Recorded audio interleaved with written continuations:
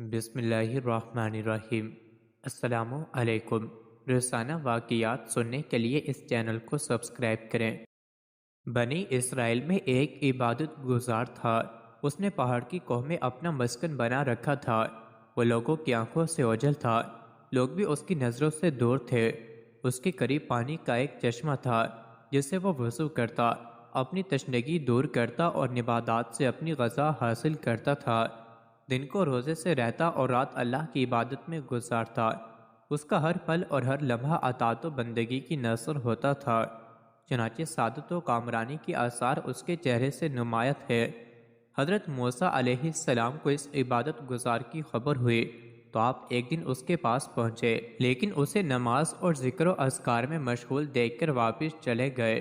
پھر رات کو اس کے پاس گئے تو اسے عزیز و غفار رب العالمین کے دربار میں سرگوشی و مناجات میں مگن پایا۔ موسیٰ علیہ السلام نے اسے سلام کیا اور فرمایا، جناب والا، اپنے آپ پر نرمی کیجیے۔ عبادت گزار، اے اللہ کے نبی، مجھے خدشہ ہے مبادا اچانک غفلت میں انتقال کر جاؤں اور اپنے پروردگار کے حضور مجھ سے کوئی کوتاہی ہو جائے۔ موسیٰ علیہ السلام، کیا آپ کو کوئی حاجت ہے؟ عبادت گزار، آپ میرے لیے پروردگار سے اس کی رضا و خوشنودی کی دعا کر دیں اور میری یہ التجا بھی پہنچا دیں کہ وہ مجھے زندگی بھر صرف اپنی ہی خوشنودی کے کاموں میں مشغول رکھے حتیٰ کہ میں اس سے جا ملوں۔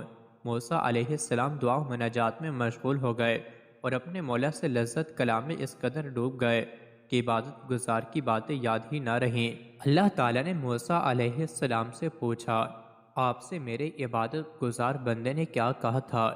موسیٰ علیہ السلام نے عرض کیا، میرے پروردگار، تو ہی زیادہ جانتا ہے، اس نے تیری رضا و خوشنودی طلب کی ہے اور یہ درخواست بھی کی ہے کہ اس کی زندگی تیری ہی یاد میں گزرے حتیٰ کہ وہ تیرے دربار میں حاضر ہو جائے۔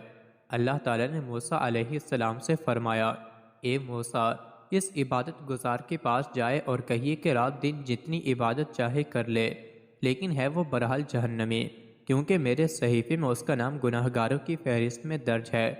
موسیٰ علیہ السلام جب اس عابد کے پاس گئے اور پروردگار کے فیصلے سے اسے آگاہ کیا تو عابد نے کہا، سبحان اللہ، میں اپنے پروردگار کے فیصلے کو خوش آمدید کہتا ہوں۔ ہر چیز میرے پروردگار کے فیصلے کے مطابق روا دوا ہے، اس کے حکم کو کوئی ٹال نہیں سکتا اور اس کے فیصلے کو کوئی روک نہیں سکتا۔ یہ کہہ کر وہ عبادت گزار زور زور سے گریہ وزاری کرنے لگا۔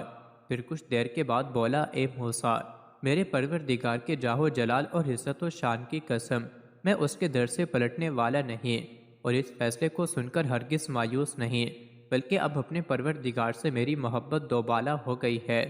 اس کے بعد جب موسیٰ علیہ السلام دوبارہ اپنے پروردگار سے دعا و مناجات میں مشغول ہوئے تو عرض کیا، میرے رب، جو کچھ تیرے عبادت گزار بندے نے کہا ہے اس سے تو اچھی طرح واقف ہے۔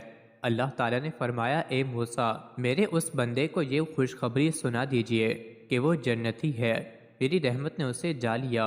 اسے یہ بھی بتا دیجئے کہ اس نے میرا یہ خوشکن فیصلہ اپنے صبر و رضا کے عوض حاصل کیا ہے، کیونکہ میرا سابقہ کڑوا فیصلہ سن کر بھی وہ چین بے چین نہ ہوا تھا۔ اگر وہ آسمان و زمین پر گناہ بھی ساتھ لائے تب بھی میں اسے بخش دوں گا، میں کریم اور غفار ہوں۔ جب موسیٰ علیہ السلام نے یہ خوشخبری اس عبادت گزار کو سنائی تو وہ سجدے میں گر گیا، پروردگار کی حمد و ثنا کرنے لگا۔ پھر اس طویل سجدے ہی میں اس نے اپنی جان آفرین کے حوالے کر دی۔ مزید ایسی ہی ویڈیوز کے لیے چینل کو ضرور سبسکرائب کریں۔